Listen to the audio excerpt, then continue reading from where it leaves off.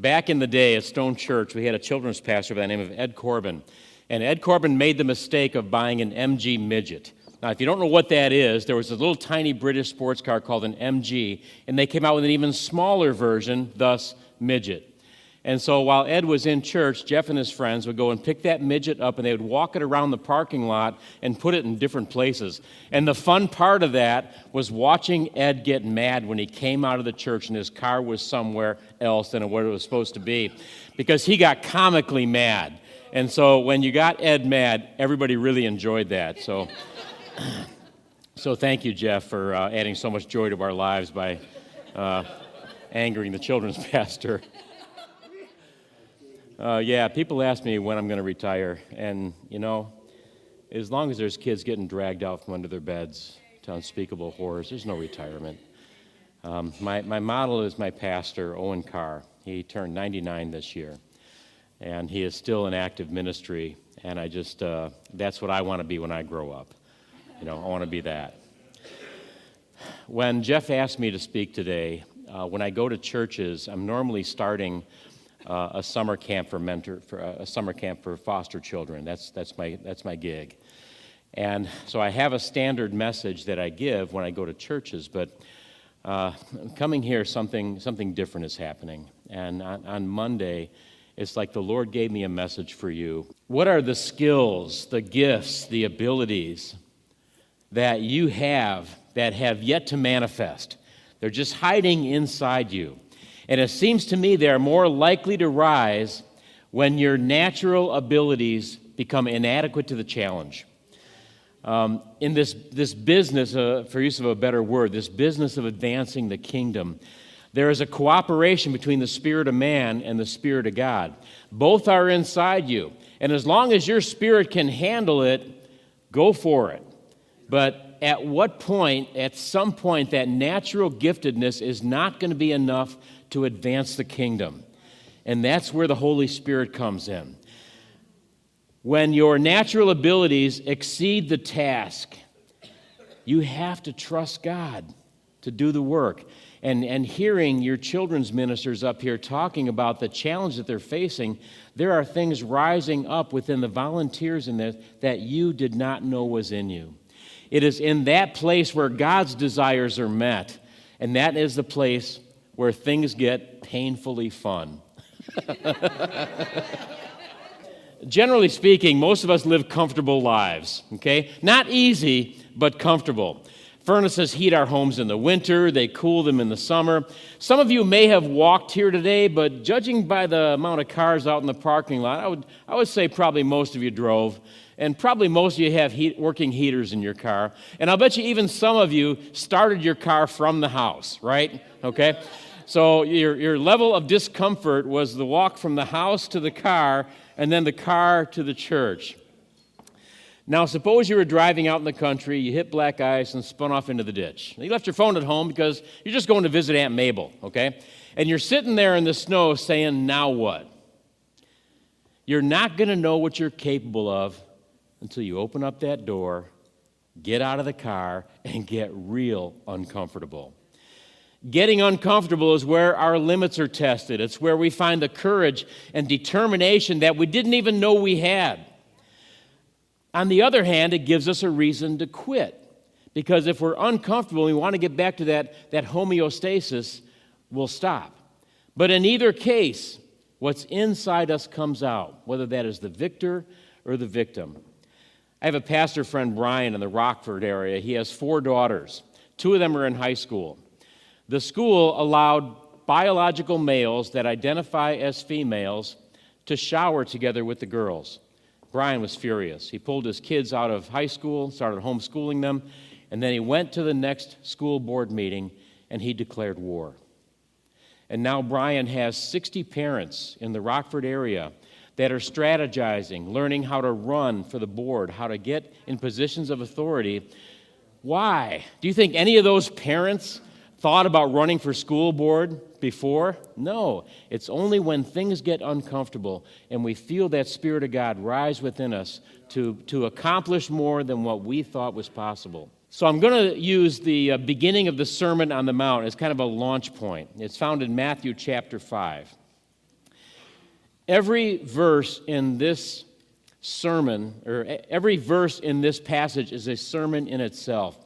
Every thought is so packed fully that it's bottomless. And the more you dig in and the more you ponder what is known as the Beatitudes, you discover there is more underneath. Seeing the crowds, he went up on the mountain, and when he sat down, his disciples came to him.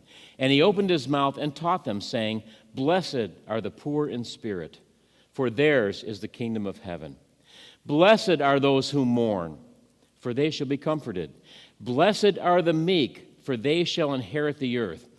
I just heard a definition for that word meek that I thought was powerful. I hadn't had time to research it. I don't know if it's true, but the concept of being meek is having your sword and keeping it in the sheath.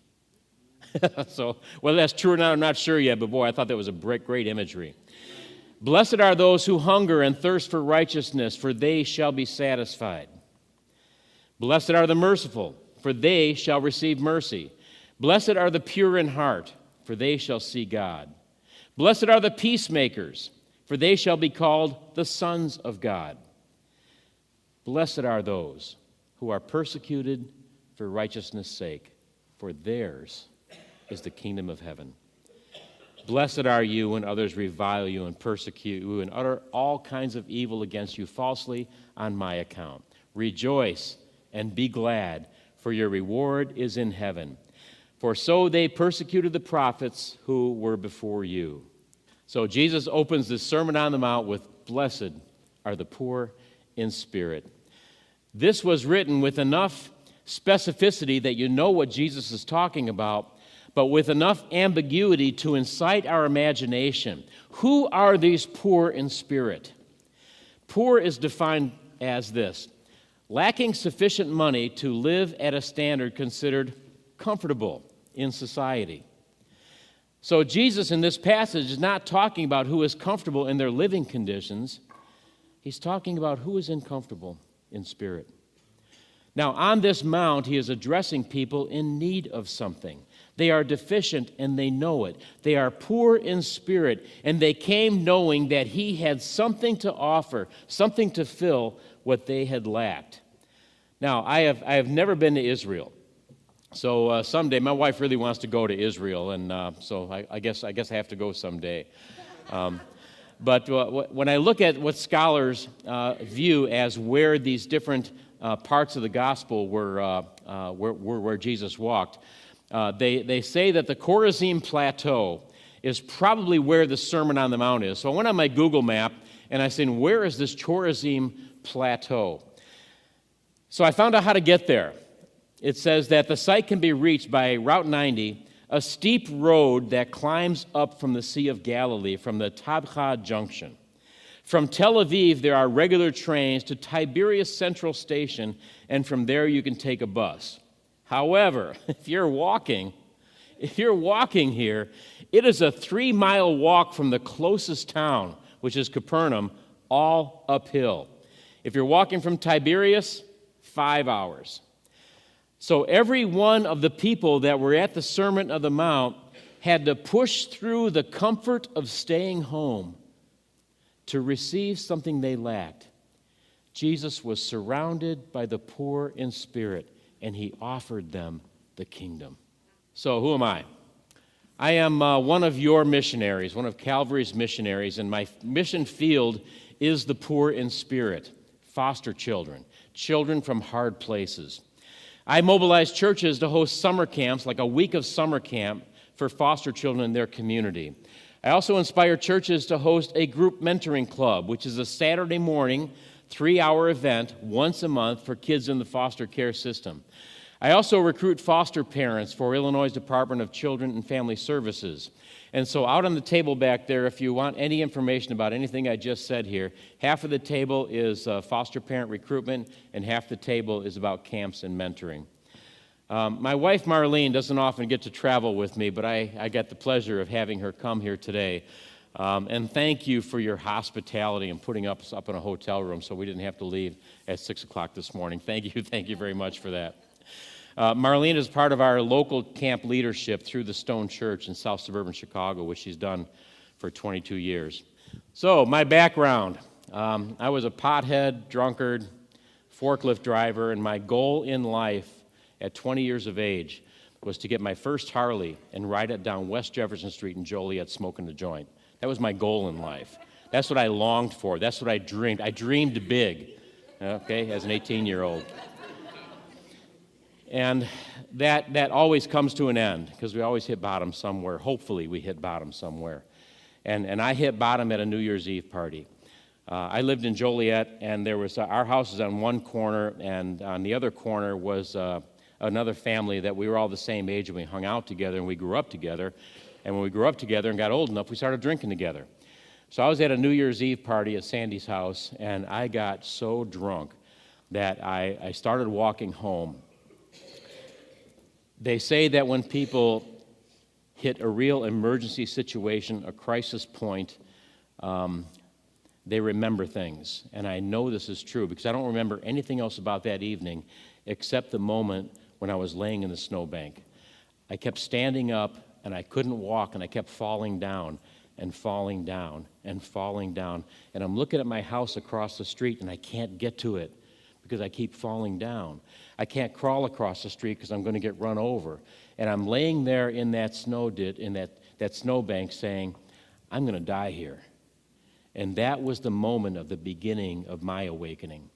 Because my sister's been telling me for a year that I had a problem with alcohol, but of course, I quit anytime I want, right, Jeff? Yeah, I don't have any problems. I quit anytime I want. And when that crisis point hit, I knew I needed help.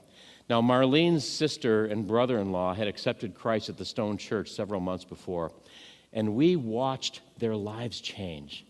Over a period of months, they became different people, and they were so in love with each other. And I started thinking, that's what I want for my life. But I couldn't get there from here. And so we snuck into the Stone Church without Bonnie and Bob knowing.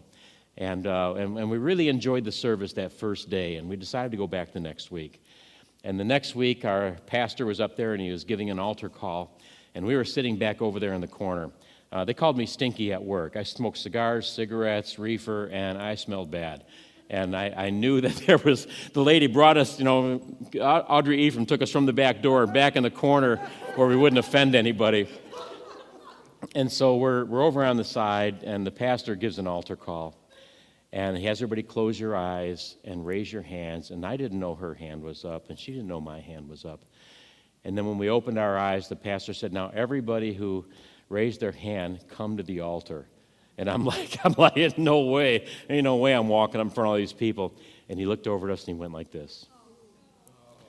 And Marlene and I came to the altar, and that was the beginning, and just the beginning, because it took me months to realize that I was an alcoholic, and it took me months before God convinced me that smoking pot was not going to help me and where he wanted to take me.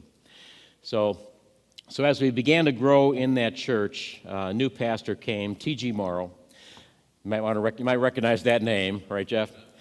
And T.G. had a missions convention. Now, Marlene and I were young. We had a little baby. That baby is 46 years old. Yikes. And he had this guy come in to share his story. And as I was preparing this message, Jeff, I'm thinking, this is just like my story. Because this guy was talking about getting hired as a janitor in a TV studio. And as God moved on his life, and he became a cameraman, and then he became a part of the control booth. And when he was speaking in the Stone Church back in 1977, he was talking as the person who led international media ministries in Brussels, Belgium. And I remember thinking in that service, God, what are you going to do with me? I drive a forklift. And I started thinking, maybe a gospel publishing house needs a forklift driver. That's literally what I was thinking in the service. And then God put right on Marlene's heart and mind the same words at the same time. And he called us into full-time ministry. And there was a lady in the church that very kindly took my wife aside and said, you're not going to make it in the ministry. You're too shy. My wife was so timid and so afraid that anybody would ask her a question. She would walk behind me with her head down. I would hold her hand as we walked through the halls because she was just so afraid that someone might talk to her. And so a lady gave her that kind wisdom. And so to watch God mold each of us more into his image as time went on is pretty remarkable.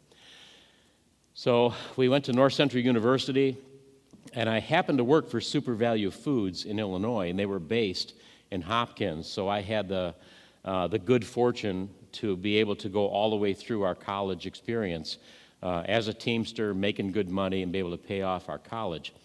And then we came back to the Chicagoland area, and I got to go back to Stone Church as I worked in children's television in Chicago. And then after 6 years in Kenosha, I came back to the Stone Church. Now I'm on staff. For the first time, I get to be on staff with the Stone Church where all of this began.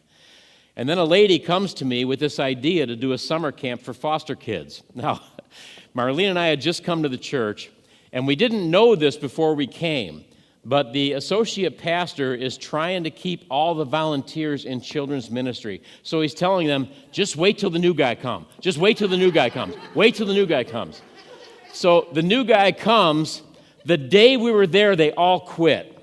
So we couldn't even be introduced to the congregation because there's nobody in kids' church. People in Sunday school are gone. The nursery doesn't have enough workers. And so in the midst of this chaos of trying to build a whole new team of children's ministries, a lady says, Pastor, I heard about this summer camp for foster kids. I think we should do this. Now, in my mind, I'm thinking, yeah, okay, I'm going to raise another 50 volunteers and $20,000 and do this week of summer camp for kids that don't even go to my church? Are you crazy? Of course, I didn't say that to Carol. I just listened to her and said, well, this is actually a decision of the senior pastor, so we have to pitch it to Pastor Epperson. I figured he'd shoot it down. Epperson gets all excited about it. he's a big kingdom guy, so he's thinking, man, we can get outside the four walls of the church, we can reach foster kids, and yes, sir, Pastor, I'm with you, let's do this thing, And then I found out that I didn't have to do the camp. We sent people to training, they came back and they did everything. And so I got to come out to this camp without any responsibilities, and I got to be with the kids. And there was one little girl that was afraid of me. I have never had a kid in my kids' ministry be afraid of me. But I'm walking down the sidewalk, and Brenda would hide behind her counselor's leg, and she'd wait for me to go by. At Royal Family Kids Camp, we have 2 kids to 1 counselor, so it's very one-on-one attention. Brenda was such a mess that we had to have 2 counselors for 1 kid because she screamed all night with night terrors, and she thrashed in her bed. And so somebody had to stay awake with her alongside her bed all night long so Brenda wouldn't throw herself down onto the concrete floor. And so one of her counselors, Andrea, thought, you know what, Brenda needs to know there's nice men in the world. So she started having Brenda sit by me during meal times when she felt safe, when everybody was around, and chapel times and story times. And Thursday night, we're sitting around the campfire, and I feel this little arm come around my eyes. She looked at me, she called me Daddy. That transformation of this little girl from Monday to Thursday just broke my heart. And then on Friday, she won't let go of me. She's hanging on to me. She's begging me to take her home and be her daddy. And I have never seen a transformation like that. And I decided then, this is all I ever want to do the rest of my life. Well, as the children's pastor at Stone Church, I got to do Royal Family Kids Camp every summer, and it was the highlight of my year. I did all the stuff I had to do just to get to camp in the summer. And Pastor Epperson had moved on, and we got a new pastor, Bob Maddox. And Bob began to look at this with fresh eyes because he saw that this was bigger than the Stone Church. And so he called Wayne Tesh in California. Wayne is the founder of Royal Family Kids. And he says, what do I got to do to get a guy from my staff onto your team? And Wayne's like, what, do you got somebody you're trying to get rid of? He said, no, it's John Schwider. And when Wayne and I knew each other, and they started talking. And what was really funny is Wayne told the business guy at Royal Family about John Schwider, and Wayne goes, or the business guy goes, you really want that image, a biker, to be on your team here at Royal Family? But the cool part was Wayne and Bob worked out an agreement where I could stay here. I could live at my home in Crestwood. I could go to the Stone Church, and I don't have to move to California, and I don't have to be a crazy person out there. I don't have to, find where am I going to get $1 million for a house. So they worked out a deal where the church would actually pay my salary for the first year while I got out and itinerated. And where I'm going with all this, I didn't know any of that was inside me because my mindset was blue collar. And for me to imagine having to raise $100,000 a year was crazy. And so we went to this training, we learned how to do it, and that first year, we were fully funded in 15 months, Jeff. It's just, God had just opened those doors, and He gave me the gifts that I needed to do this. God called the best out of me by challenging me in ways I did not even know was in here, and probably wasn't. He did the same thing to Jeff, your pastor. In my mind, I was a forklift driver. In Jeff's mind, he was a pothead. In this guy from International Media's mind, he was a janitor. But God saw who each of we were, and He knew that if we would only trust Him and follow His leading, that He would bless that poor in spirit, because ours is the kingdom of heaven. God walked me through that journey with Royal Family Kids, and we have experienced firsthand transformational moments in the lives of children with generational consequence. You guys are at the beginning of this journey of watching the children that you're ministering to come back, get married, have kids. That whole generational cycle is going to be broken because of what you are doing. So let me tell you about Kimmy. Okay.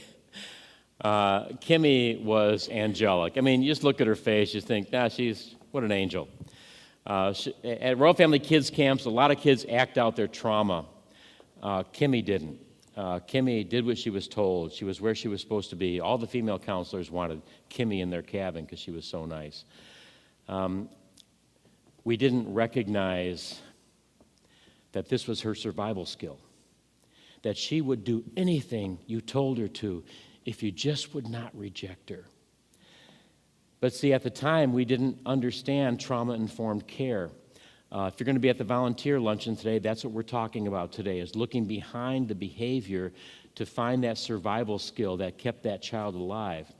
So when Kimmy came to our camp, she was there for about 3 years. We didn't see her for, the time she was a teenager. We didn't have Teen Reach Adventure Camp at the time. And then she came back at 16.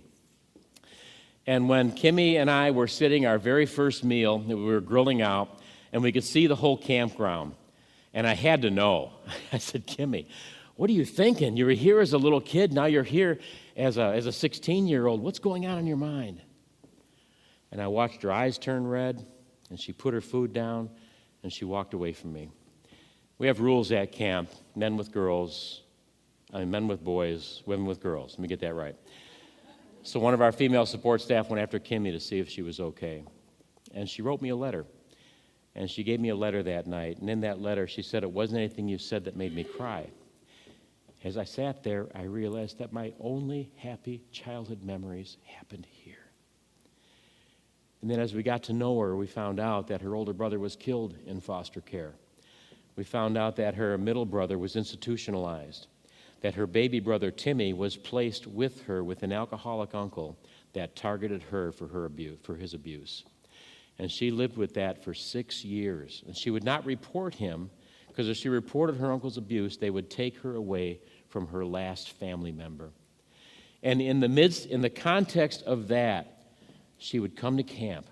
And so for 51 weeks a year, she was worthless and stupid, and 1 week a year, she was loved and honored, cherished, valued, and heard. One of Kimmy's greatest memories of camp was people listened to her.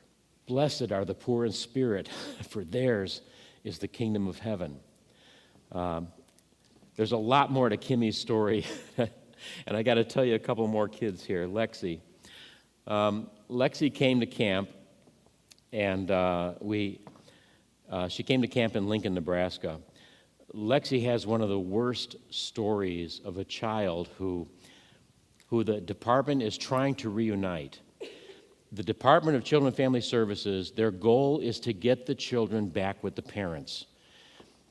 In Lexi's case, every time she went back with her parents, Mom's new boyfriend would abuse her, and she'd go back in the system. Mom would get rid of the boyfriend. Lexi would come back home. Mom would get a new boyfriend. Boyfriend abused Lexi. Lexi would go back in the system, and they finally terminated her parental rights.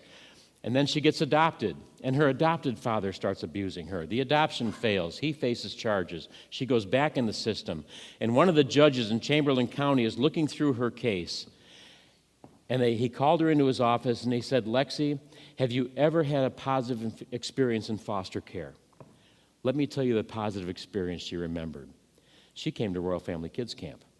Her foster mom was one of the volunteers there. At that camp, there was a Princess Day. That's Lexi as the princess. They got the girls dressed up in nice clothes. They put jewelry on them. They did their hair. And a guy brought his Mustang convertible out to camp, and each one of the girls got to sit on the boot and do the princess wave while everyone cheered the princess. Nobody there knew that moment changed Lexi's life, because when her adopted dad was abusing her, she would tell herself, I'm a princess. God did not create me for this. So the judge says, who is your foster mom? The judge tracks her down in Sioux Falls, South Dakota, asks her if she would adopt Lexi. She's 15 by now. And so Kathy Jo adopts Lexi. And here's how the plan of God works. Here's how I keep stumbling into things God has already prepared. I'm presenting at a district council, Royal Family Kids Camps, and Kathy Jo is a children's pastor, and she's in the audience. And as soon as she recognized the whole pattern, she said, we got to start one of these camps here in Sioux Falls. So she started the camp. They ended up buying a campground and starting 3 more camps, started a camp in Iowa, a camp in Minnesota. It was this chain of redemption that just spread from that one presentation. And then when I visited Lexi's camp back in, can't remember what year it was. She was turning 18. And I said, okay, Lexi, you're 18. What are you going to do with the rest of your life? She said, well, I want to go to ministry school, but we can't afford it. So I'm going to community college. And I'm thinking, what a waste. 3 weeks later, I'm at a ministry school presenting Royal Family Kids Camp in Atlanta, Georgia. Right behind my booth is the cafe. At the cafe is the lead pastor of the church. It was a sporting church, so Randy Valamont and I knew each other. One of my major donors and the school administrator. So I walk over to the table and I said, Randy, what can I do to get one of my campers here? He says, what's her story? I tell him the princess story. He says, I see a tear start leaking out of his eye. He goes, I was adopted. Randy starts telling me his adoption into a Christian home started him on the path to redemption.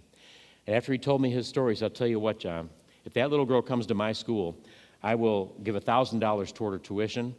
And then my donor interrupts her, and he goes, well, I'll tell you what, I'll match that, plus I'll fly her here on my airline points.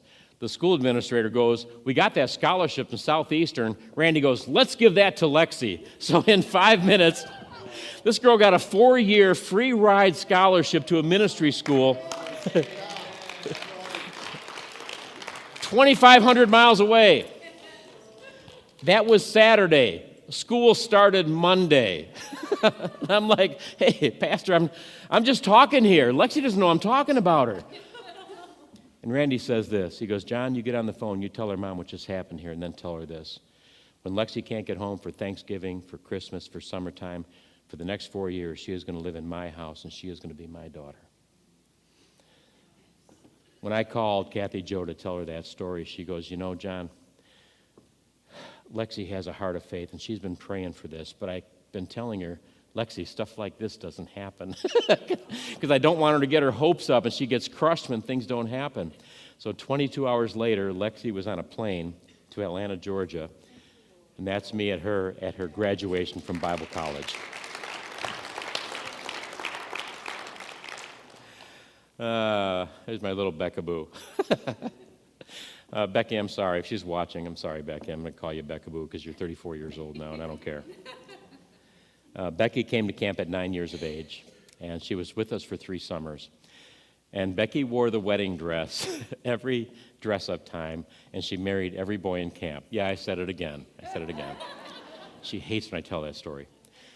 But the miracle of that story was one of our volunteers was walking down the sidewalk and seeing Becky in dress-up with the wedding dress, and she knew Becky was aging out of camp. She was graduating that year, and she said, God, if there's anything I can do to make that happen, let me know. And God put it on Shirley's heart to get Becky out of the group home and into her home. So when Becky came into our world, into the Stone Church world, she developed a whole new family. She got brothers and sisters out of the youth group. The church janitor was Uncle Mike, and she put together this whole new family, and I became Pops. And she lived 3 blocks away from me, and through those high school years, she would get a hold of me, and she'd say, "Pops, I got to talk to you," and I knew it meant about a boy. So I said, "Well, I'm out in the garage, baby girl, just come on out." And I'd run out, and I'd pull something off the Harley, because she can't talk to me face to face. I have to be doing something, and she has to sit over here because she doesn't really know what that's like to have a dad in her life. And so we would do that for most of her high school years. And then through that process, she met a boy, first guy I didn't chase off, and his name was Josh. And he asked me if he could marry my little girl. And that's her and I doing her wedding on her wedding day. And that 13-year process of God inspiring a lady to do something beyond her comfort zone, take in this teenage foster kid and raise her, and then look what God has done. Blessed are the poor in spirit, for theirs is the kingdom of heaven. You have an opportunity here to change the life of a child poor in spirit, a child from a difficult place. But it will not be by looking down at them. It will be by getting on their level and looking at them and calling them by name and asking them how their week went and telling them how glad you are that they're here. That means so much to a child from a difficult place. They are invisible everywhere else, but here they're valued. When I was in Gibson City, Illinois, the pastor told me I need to meet this kid named Carlos. Carlos was a 6'2", ripped bodybuilder, Puerto Rican kid. And pastor told me, go ask him what's new in his life. And so after the service, I said, "Carlos, Nick wants me to ask what's new in your life." And he goes, "I went into foster care at 17 years of age. Kyle and Tina took me into their home. They love me. They bring me to this church. Everyone here loves me." This 17-year-old kid, if Kyle and Tina would have profiled what they want in a foster kid, they would have not picked a kid that big from a background of domestic violence. But they told God, we're going to take whoever you send us. And Carlos's life was changed by the love of the community. This is where it all comes to.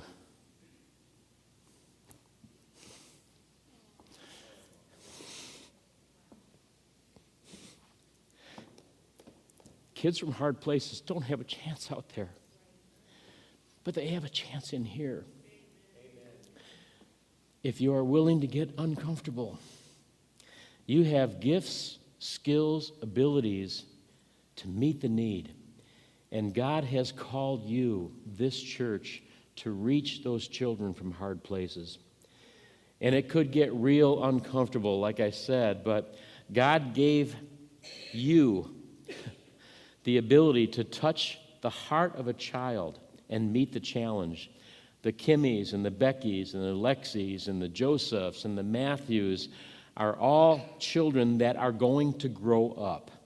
You see them as kids on a bus that are acting out when they come to church, but they are kids that have the potential to be successful as adults. And they will feel the love of God through your hearts. They will see the love of God in your eyes. They will hear the love of God through your words. There are generations waiting to be born from kids coming on the bus. And you are God's link in that chain of redemption. So what is God calling you to do today? You may be thinking in your mind, it's too big, it's too hard. I don't really like kids. I'm inadequate. And you'd probably be right. And that's where God says, I got this. If you could do it yourself, go for it. The glory's yours. But who he calls, he equips, and the glory is his. Blessed are the poor in spirit, for theirs is the kingdom of heaven.